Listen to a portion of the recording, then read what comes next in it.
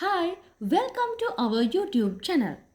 ඔයාලා හැමෝම ඉතාමත් ආදරයෙන් පිළිගන්නවා අපේ ICT Study Zone YouTube channel එකට.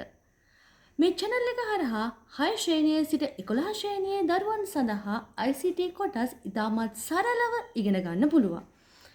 අපි අද ඉගෙන ගමු ආදාන උපාංග කියන්නේ මොනවද කියලා. ඔයාලා දන්නවා ආදාන උපාංග කියන මාතෘකාව 6 ශ්‍රේණියේ සිට 11 ශ්‍රේණියේ දක්වා ඒ වගේම උසස් පෙළ සඳහා තියෙන ඉතාමත් සරල කොටසක්. අපි බලමු මේ ආදාන උපාංග කියන්නේ මොනවද කියලා.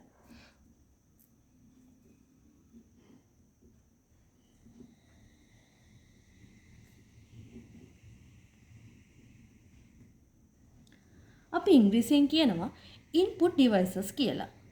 ආදාන උපාංග එහෙමත් නැත්නම් මේ input devices කියලා කියන්නේ පරිගණකයට දත්ත හෝ තොරතුරු ආදානය කිරීමට භාවිතා කරන උපාංග වලට.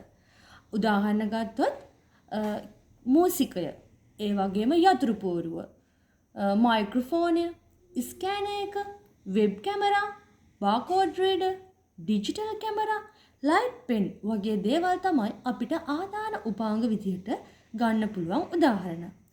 එතකොට මෙන්න මේ ටච් පෑඩ් කියන එක ඔයාලා කමෙන්ට් කරන්න බලන්න ආදාන උපාංගයක්ද ප්‍රතිදාන උපාංගයක්ද කියලා.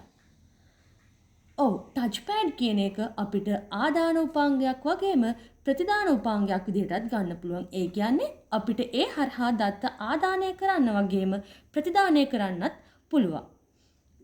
ඉතින් මම හිතනවා ඔයාලට මේ කොටසෙන් මේ ආදාන උපාංග කියන කොටස පිළිබඳව යම් තාක් දුරට දැනුමක් එන්න ඇති කියලා.